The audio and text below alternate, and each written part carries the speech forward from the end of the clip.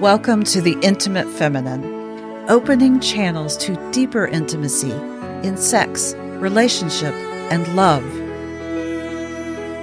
Allow yourself to sink in as everything inside you becomes beautifully and sensually unfurled.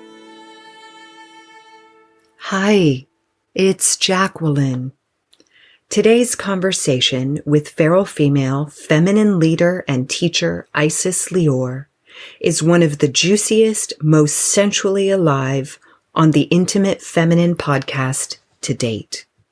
This woman is the living embodiment of deepening, opening into the unfiltered expression of our pure essence. There are places in me that absolutely had to be set free to allow me to deepen in with Isis and the fullness of her presence. Much of this work was done during our time together in 2020. To my unexpected elation, I felt an even deeper communion in her company and through our conversation today, beautifully illustrating how intimately women need women. This is the Intimate Feminine with special guest Isis Leeor, creator and leader of the feral female. Enjoy. Hello, it's Jacqueline here with the Intimate Feminine, and I am joined again today by the absolutely magnificent Isis Leeor. Welcome back, Isis. Delicious to be here with you. I love it. It's been like, even when we were in mentorship, or when I was in mentorship with you, it was such a beautiful experience. And then to come back today where we're not in that container and it's two really potent, juicy, very feminine embodied women having this conversation. Like my whole body feels the sensation of sharing this space with you. And that is absolutely what you bring. And I love that. I love that too. And I also want to say it was always that way for me, love. Oh, thank you. Thank you. Well, I was in a little bit of a funk at the time, and we've talked about one of the biggest pieces for me, and I sort of alluded to this in our conversation with George, is that when we came into working with you, I was coming out of a mentorship that ended badly. I went from that into a mentorship that really was one, intended or not, that stripped away everything. And all that was left were these absolutes of this is what the masculine is and does. This is how the feminine behaves. And if he's not doing that, he's not in his masculine. And so I was trying to really sort all of that out and live by that. And also to figure out how to get George to live by that so that he could be the masculine he was supposed to be. And then it would be okay for me to be in my feminine. Yeah. And what exacerbated that is the relationship I had with this other man. The nature of it was such that I became who he told me I was.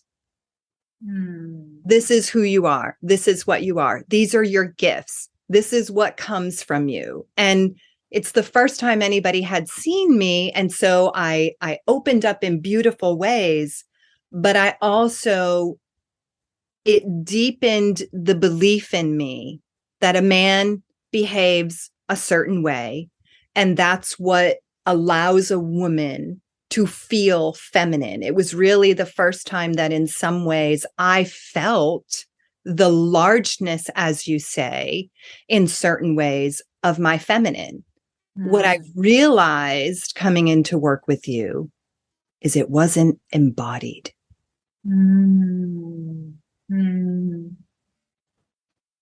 So I would love for you and I to deepen into just sort of talking about the energetics of that piece and partnered with it, what I also feel like became clear for me is that there's a natural longing in women who are drawn to men, in the feminine who is drawn to the pure masculine. There's a natural desire to couple, to co-create, to share life together.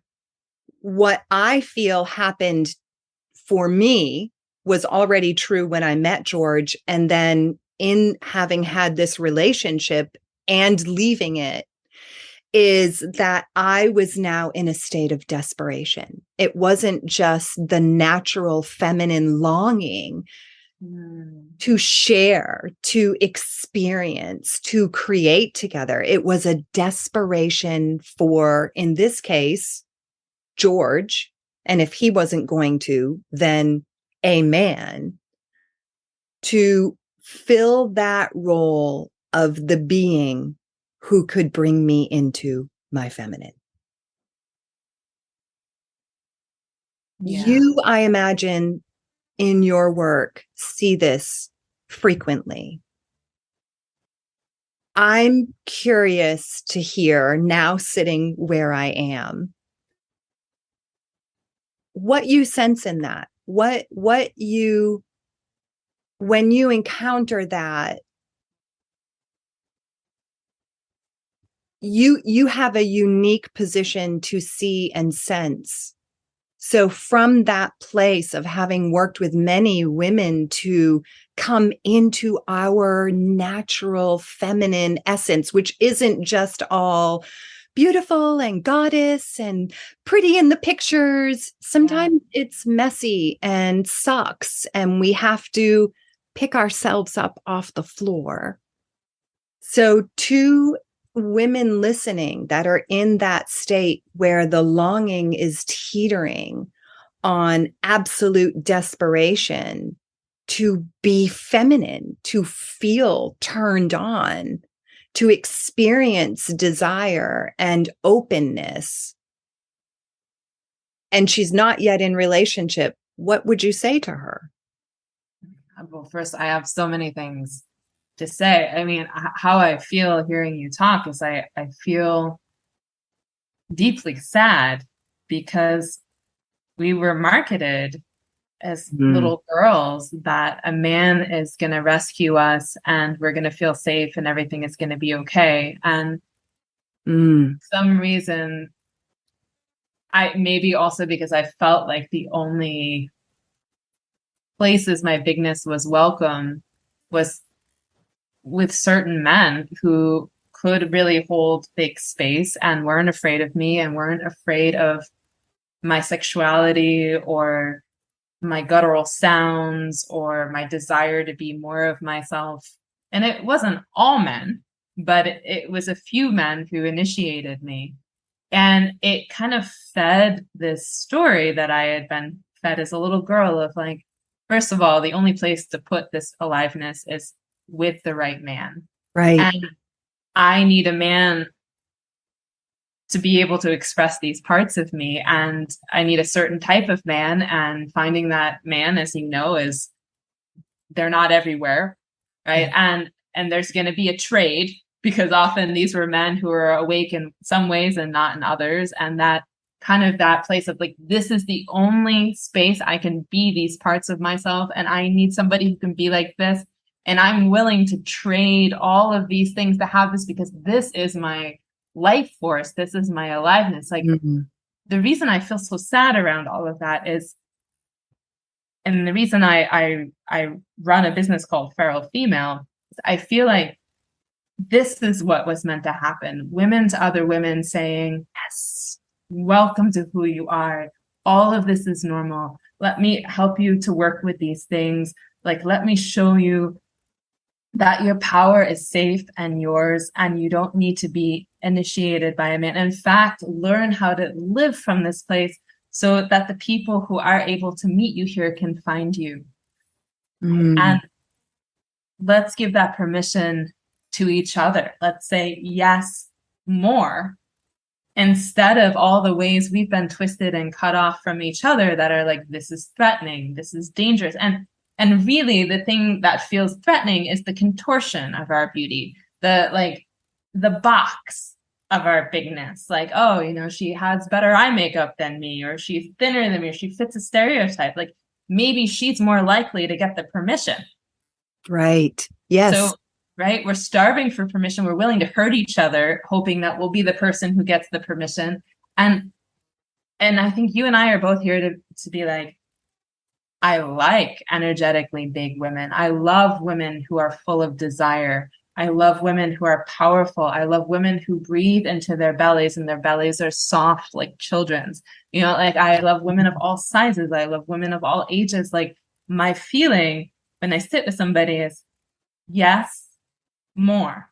And I know when I talk with women who are in this place of desperation for the masculine or whatever that we want to call that, it's really that place of like, you're safe, I got you, yes, more. I'm gonna hold the container for you to do whatever you need to do to learn how to be who you are.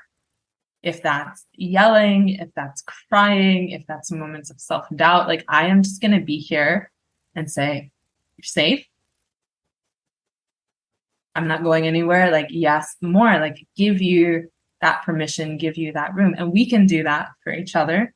And as we get better and more skilled, we can also, and I say better, like better from all of this conditioning, we can start to do that for ourselves. Like, I remember, I think I was 14 and I heard Marianne Williamson talking, and she was talking about being a young woman, and she started to cry at her jobby job before she became the incarnation that she is.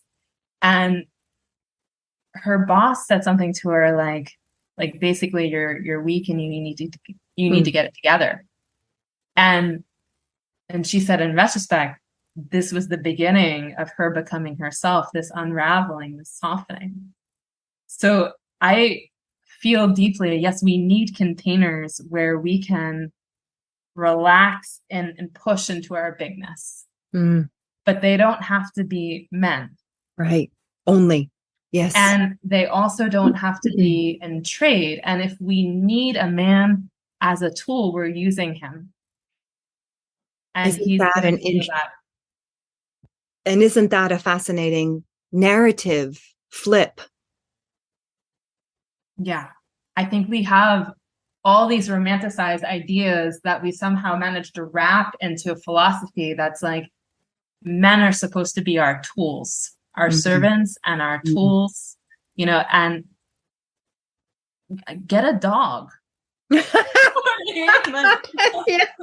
don't date, get a dog, right? Like, no, I mean, in the same way, we don't want to feel used and we don't want to feel a tool. Like, if I said to you, like, as a man, I'm going to trade you money and you're going to have to open me because I feel dead and completely shut down in my head. And I'm not able to get an erection because I don't feel anything below the waist. Like, 1, 2, 3, go. This is why you're here. We'd be like, screw you. Right. Yes. But we have romanticized our own version of that. And of course, men are going to be like, ew. Yeah. Right. And of course, there's going to be a trade because the guy who's going to go for that is going to have his own set of dysfunctional behaviors that go into your story. That's right. Right. Like, yeah, sure, I'll open you, but I'm not going to be vulnerable to you. And then when I'm done, I'm going to throw you away. And we're like, why do I like bad boys? Because we're looking for a tool, not a partner. Yes. Yes. The way that you just brought that through, it's absolutely true. And it's in some ways initially a byproduct of the world that we live in and the way that it's been. And I'll say for myself, in the 2.5 years since we began our work with you, and probably accelerating for the last seriously 6 months into 12 months, the nuances of where I was accustomed to, as you say, the man is the tool. It's like they're glaring in my face now, and to move that energy, because it is so embedded in the feminine system.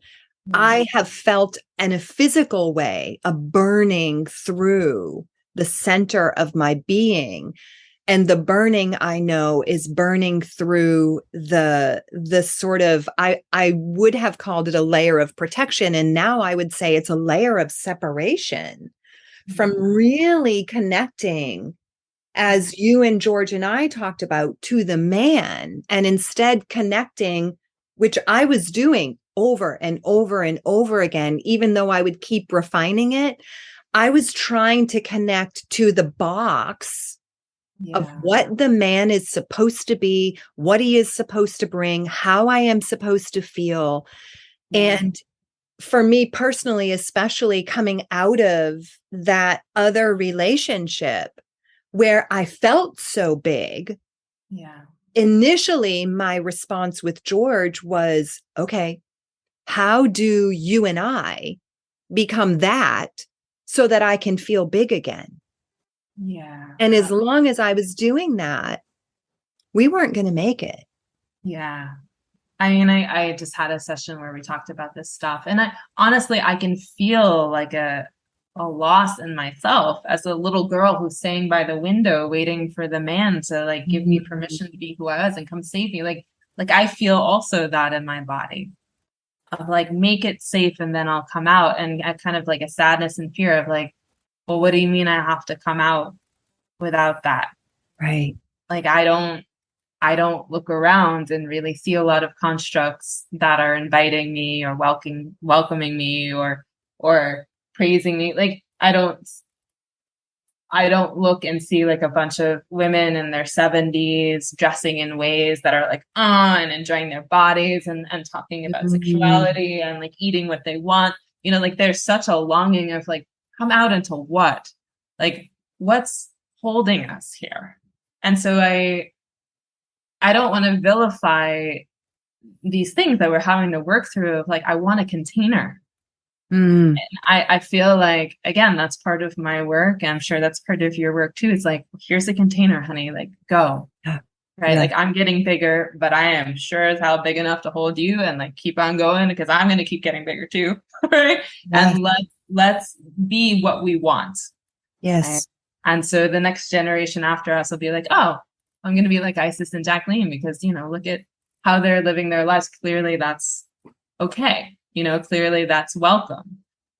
Like, and the step into. Yeah. And the beauty of you saying that, there are two pieces I want to touch on. And the first is the next generation is doing it. I watch my daughter, Jordan, and already at 26 years old, she's free. She's not worried about people think I'm dressing this way or I'm Jordan and this is me in my body. And for me as her mama, who was so contained in my own self, both outside of me and then within, to see that gives me deep, deep joy and such pleasure, not just as her mama, but to your point, we as women, we need other women.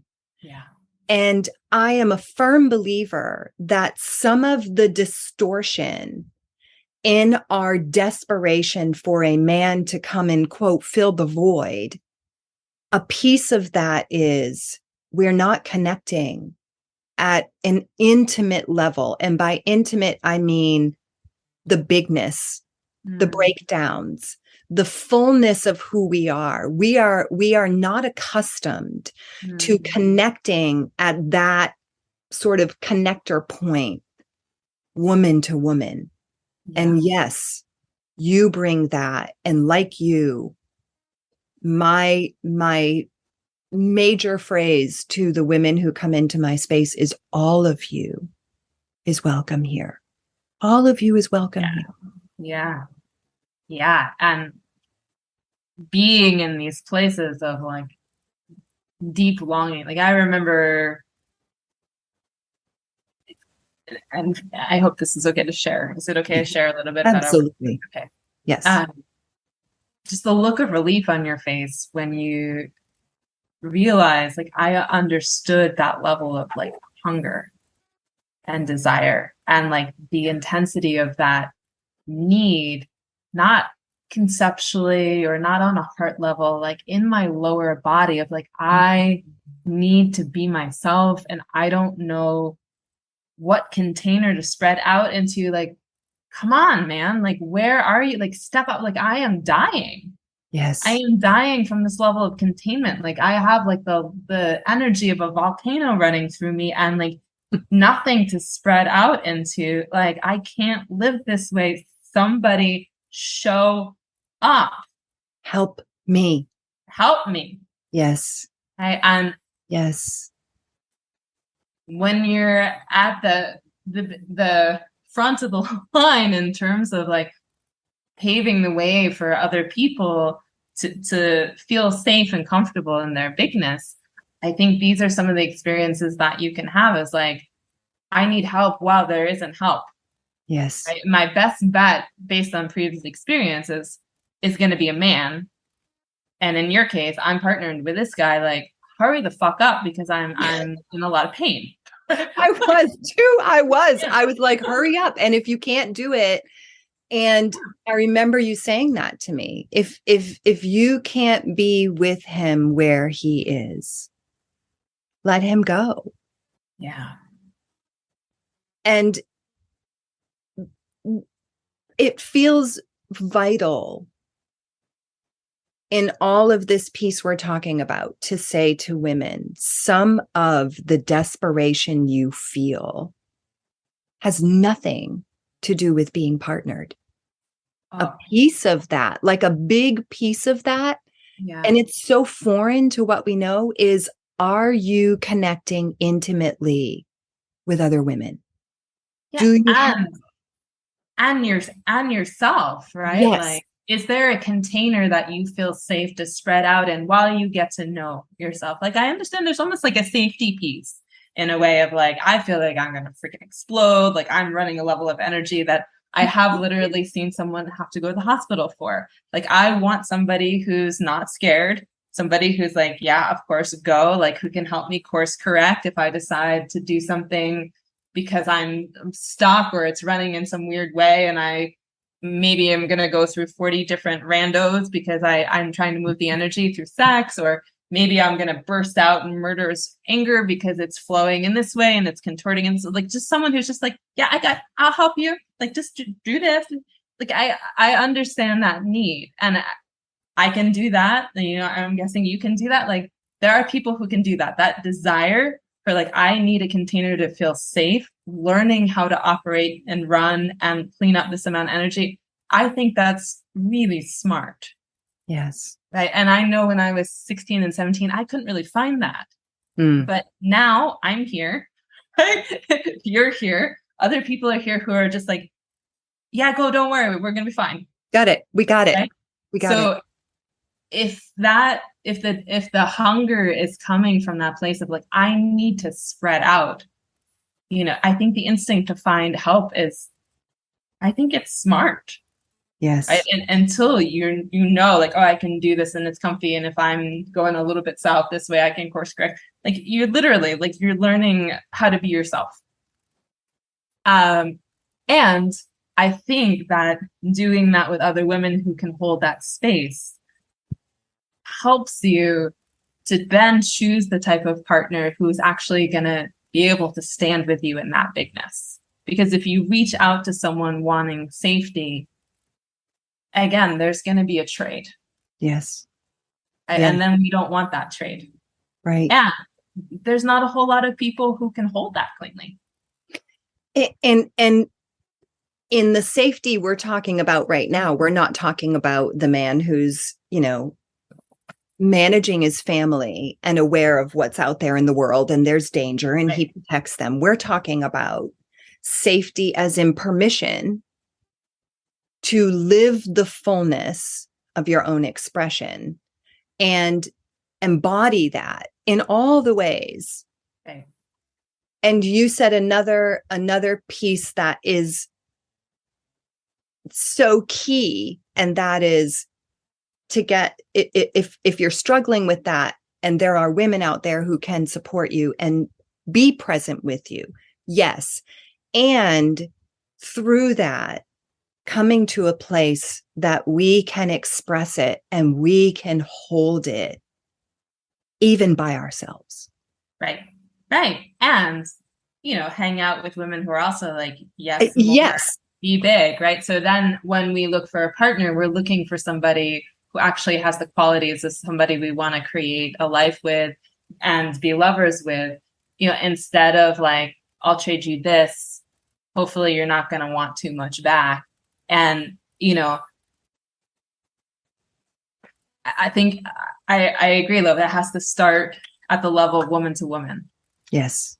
Yes. Yeah. And I love that you in your work, and certainly I in my work, and there are other women, that we are cultivating that potently, cleanly. Even if the focus isn't on divinity, that thread flows through. Sexuality flows through. Creativity flows through. It's all of what women, the feminine, what we desire, what we cherish, what we are wired for. Mm-hmm. And to have that be shut down and packed away until the right man comes along is exactly what you said. It's a death sentence. It is. And then by the time, they get there, you're so starving and you're so contorted. And I don't know about you, but like going kind of back and forth between girl and full woman, which is super confusing for a guy. Yeah. And for the woman herself as well, for the woman, she's in this sort of disoriented state of being.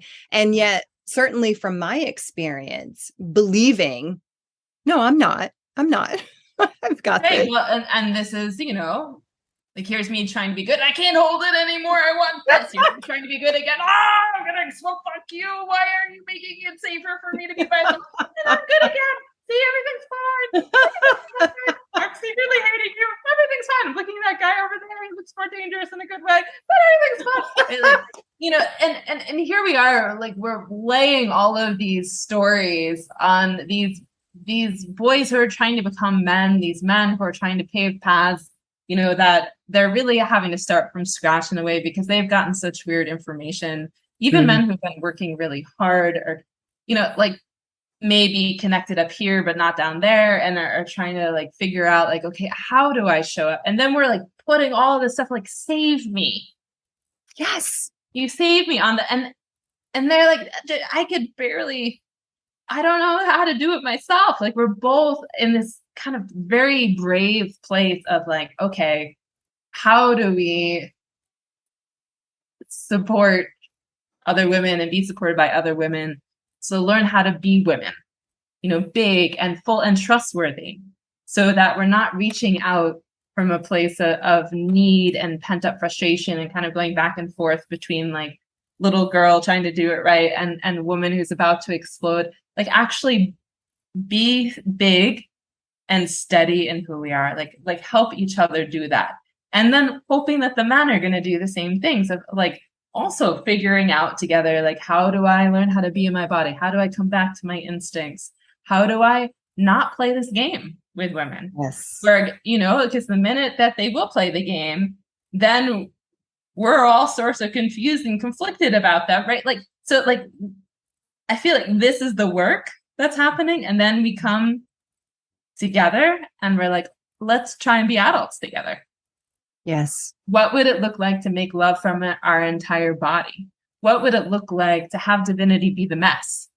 What would it look like to workshop this together for a lifetime while realizing, when the deep, deep work needs to happen? Sometimes it's going back to your support system as opposed to being like, well, if you could just, then all. And the other person's like, well, if you could just, then all. And then suddenly, then you come see me, right? Like, right. like, Here, Isis, can you fix this? I can, because we're going to work on you both individually, and then the play is here, but the work is here. Yes. Right? Yes. Like we mirror, like, oh wow, okay, whoopsies, but then you go and you have your support. So I think that there's really kind of like there's like a little girl dream that's being destroyed as we're having this conversation. And I feel the grief in my body too. It's like, but I just wanted a magic pill, like I wanted it to be easier. And yes, yes. And do you feel that some of that little girl dream, like yourself standing at the window, in that moment is not a fantasy, it's real? And we also had fathers who weren't trained in the true architecture of being men, just as we haven't been, and you said it, to learn how to be a woman. Yeah. We've learned on the outside what that is. Yeah. And yet internally, it's a desert. Yeah. I remember working with somebody once, and there was a very strong, like, I just need to find the right partner, and the partner needs to be this, this, and this, and this. And I said, okay, let's do an exercise where you take all of those qualities, but instead you create the ideal father with those qualities. And then experience how that father is with you as a little girl. Yes. And then get that nourishment that way, get that feeling of safety that way, because you're right. I mean, that's a really big piece where we're like, is it okay to be in my sensuality, my sexuality? Is that going to be shut down, judged? Is it going to be unsafe for me with this person? Is it okay for me to be in my anger? Like, how are they going to be with that? Or my deep grief, or my like stretching out, learning how to be myself by making mistakes. And so if we had gotten what we needed from that, in addition to our moms and, our entire lives, like, I agree that we would be looking for a partner instead of help. Yes. Right. Like, and I don't mean help, like, please take out the garbage, or like, these are agreements within the relationship to make our lives work better. But like, help as in like, I'm stuck, I'm trapped, I'm in pain, I don't know how to be myself, I don't know where to put these parts of me. Can you give this a container? Yes. Yes. Yeah. It's that natural affinity and awareness that we are the carriers of life force, and yet living, at least this is how I would describe what it was for myself, living in a cage where I can't access it by myself. That was my truth at the time. I have no power to get to this. And to bring us full circle. Yeah. You're absolutely right. I sat down and looked at you, and you said, be as big as you want. I love it. Bring it all, Jacqueline. Yeah. And I don't know that anybody had ever engaged me quite that way, other than okay, well, this is the trade. Be as big as you want, and here's the price you'll pay for it. Wow. And that was devastating. So to then come into your space where, and I dare say I didn't have the wherewithal to, at the time, fully receive and appreciate that. And yet what I could receive and experience changed me and clarified the distortions from the true essence of woman. And I absolutely delight in all parts of her. No.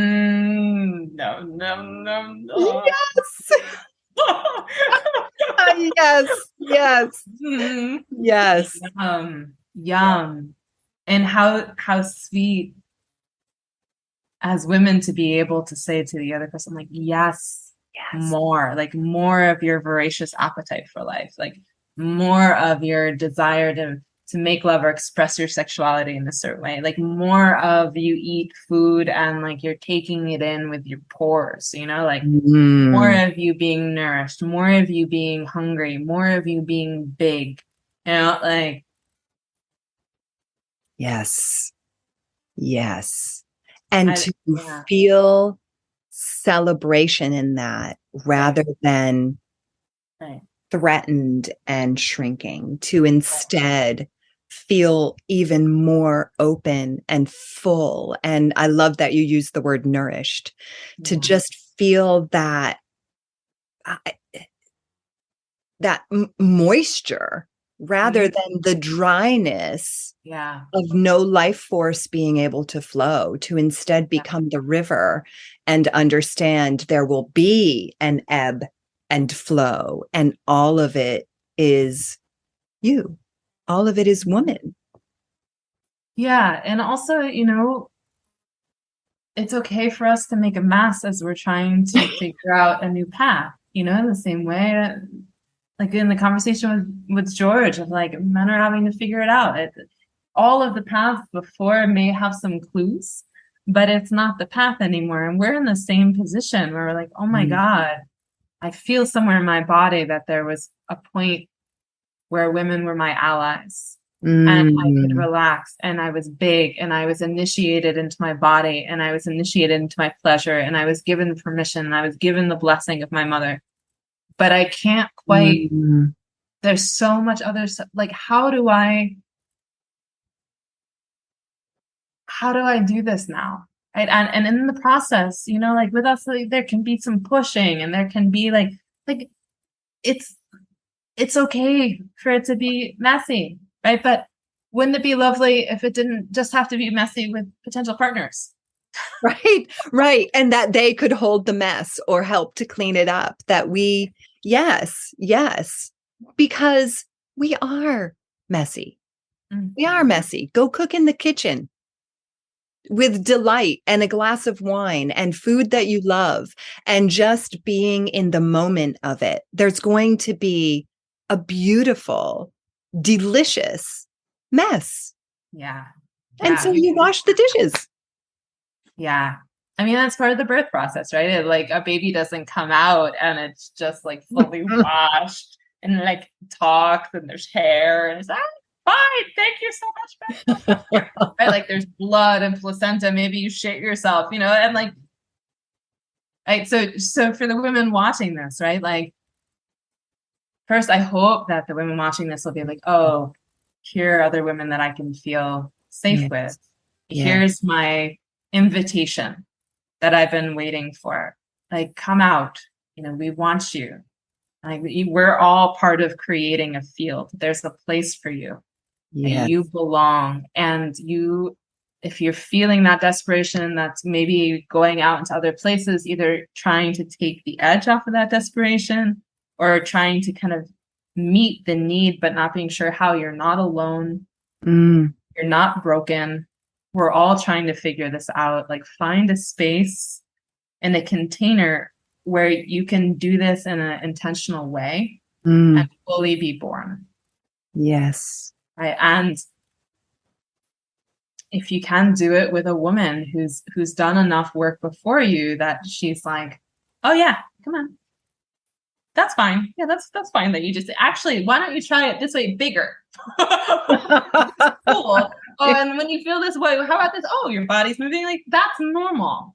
Yes, that's normal. That's normal. This level of desire, this level of fire, this level of intensity, this level of rage, this level of grief.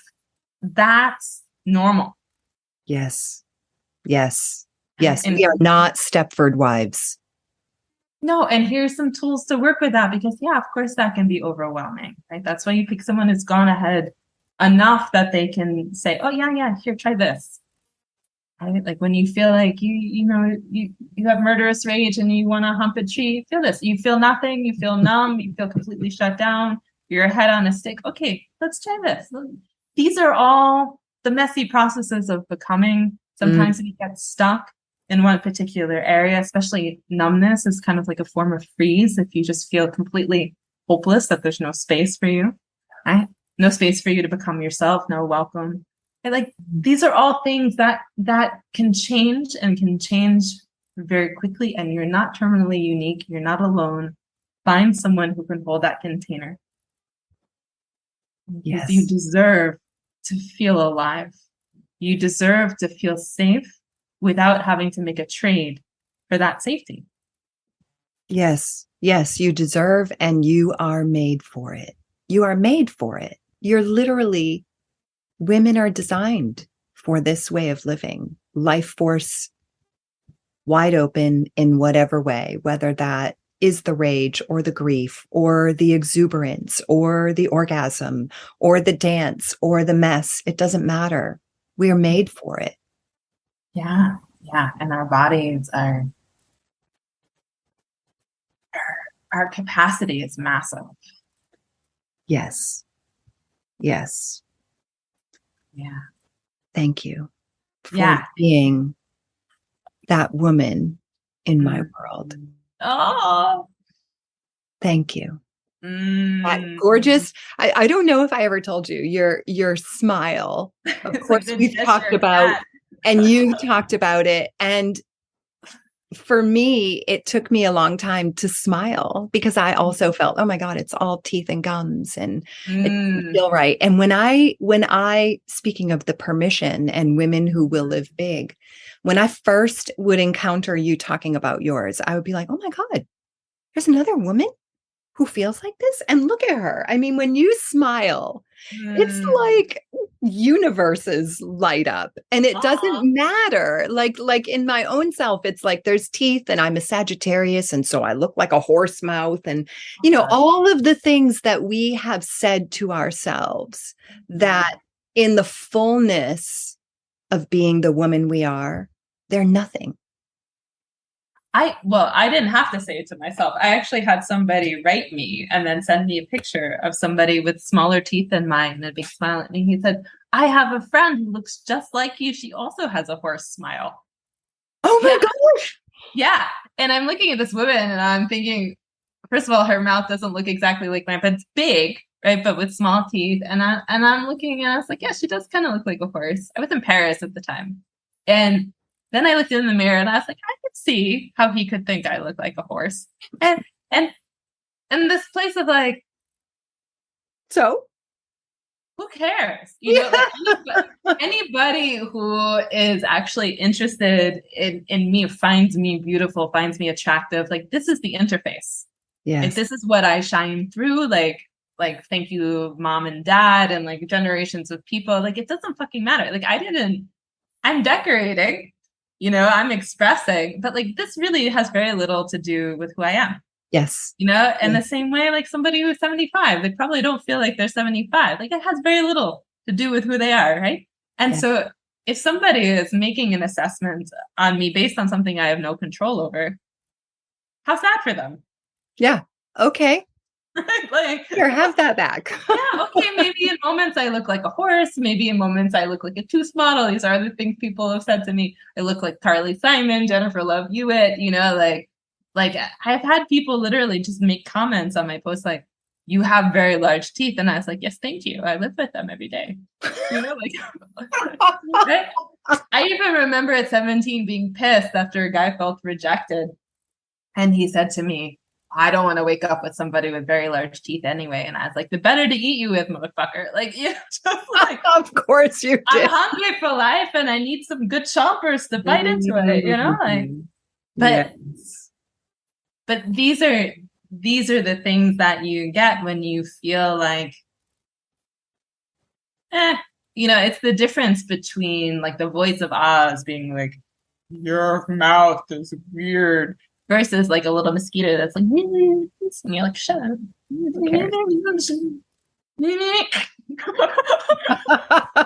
Did you hear what I said?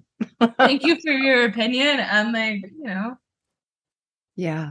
Because beautifully you are and live, and it comes through you that It's who we are as women. And that is why you and I say to women, be the woman you are. Just be her. Oh, she's welcome here. We want her. She's welcome. And it doesn't matter. Anybody who says that is just a little confused. Yeah. Right? And everybody else is like, I feel you. I'm brought alive by you. Like, you are walking permission. I feel safe with you because you are consistently yourself. Right? Like that's what beauty is. Yes. The rest of the stuff is an interface you don't have very much to do with, and you get to decorate and play with. You know, we're our own Barbie, which is fun because I like to play with Barbies when I was a kid. All those shoes. It's not beauty. No, it's dress up.